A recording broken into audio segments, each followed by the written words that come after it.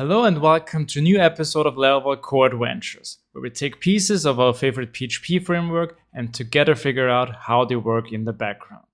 This is level number 1 of Laravel Facades, so let's dive right in.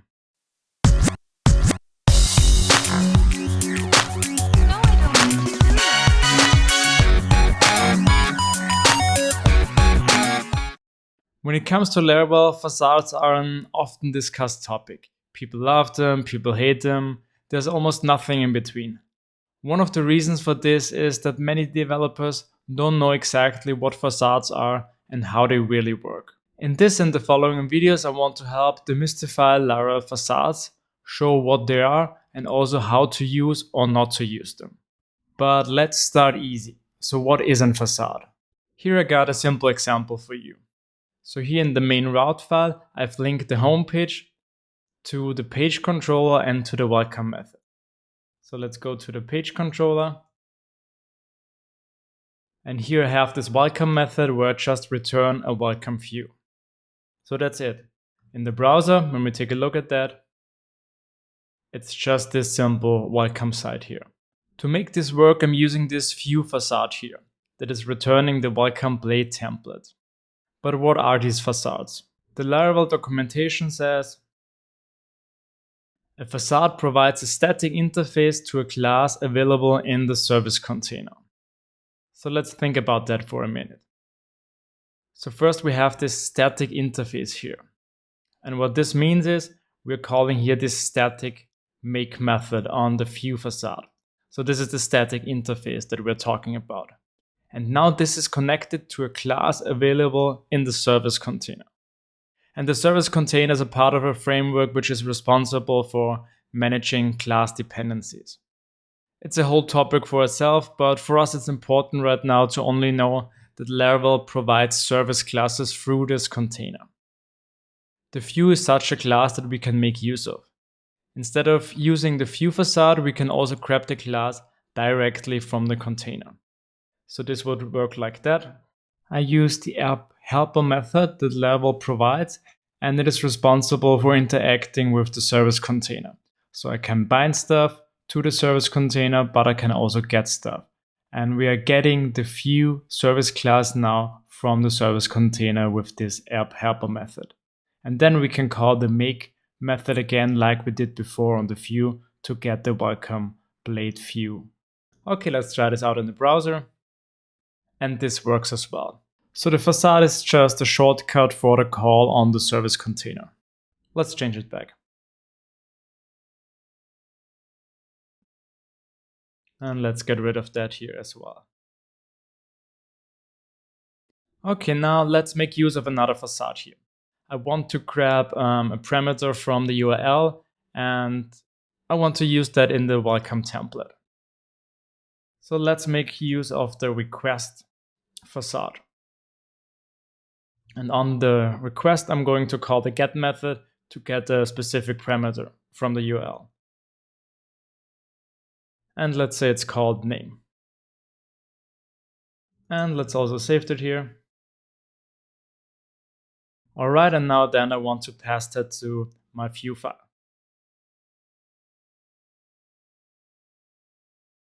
Okay, and like that. And in my view file, I'm already checking if there's this value. Okay, so when I get now to the browser and if I use now this parameter, I already have here with name Christoph, then I get this here. It's pretty simple in terms of PHP and Laravel. And of course, it will also work with another name.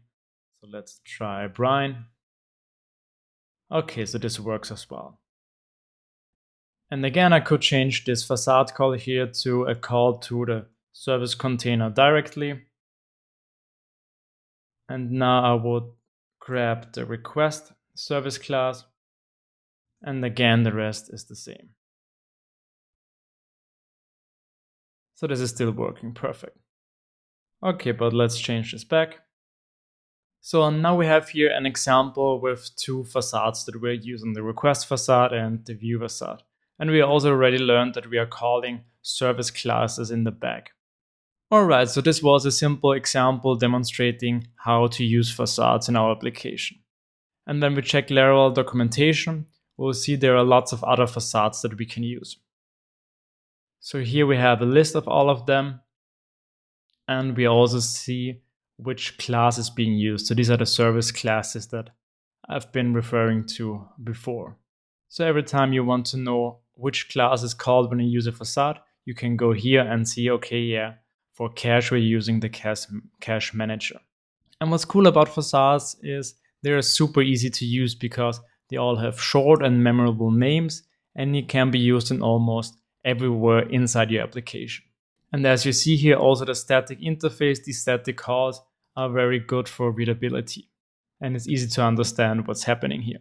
On the other side, facades make it more difficult to capture the complexity of a class, because this class looks pretty simple, and it basically is, but we already have two dependencies here. Normally, this is something that you would easily see with a constructor where you do dependency injection. Okay, so let's see how we can accomplish the same things here without facades. Okay, let's get rid of these namespaces for the facades.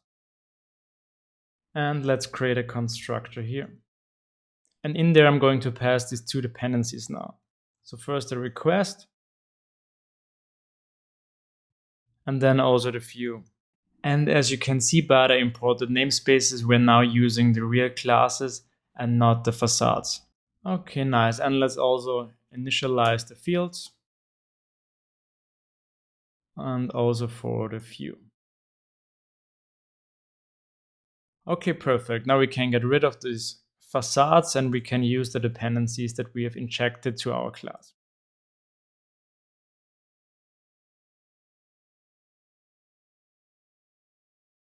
And we do the same here for the view.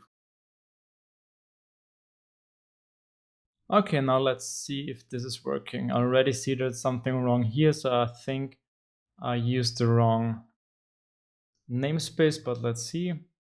We want to use the view facade. I've imported the wrong class. We need the view factory class. And I think this should now work. Okay, this looks better. PHP Storm likes it as well. And perfect. Now we have the site again here with the name. Let's also try Thomas. All right, so this is still working. Okay, so let's take a look at this class now. We now use the constructor with dependency injection here to get the request and the view. We have now a few lines more in this class, but it's still pretty good to read, and this is how it would work without facades. Now with the constructor, it's a little bit more easier to see what dependencies our class needs, and this is something that many developers like and what's pretty useful, especially in big application. So should we use facades in our application or not? And that's a good question, a pretty hard one, because you have to decide it for yourself. I don't mind using facades, especially in examples like this. Or actually in this example, I would prefer using facades because I would get rid of this constructor and the class would be smaller and better to read. But of course, it depends on your project and your coding style and what your team says about that as well. But what about testing? Or when people say it's bad practice to use facades because of this static method calls? What does this even mean? Don't worry, we are going to cover all of that in the next videos. We will also go into detail about how facades really work in the background. And this will help you to make your own opinion about facades. Stay tuned and see you.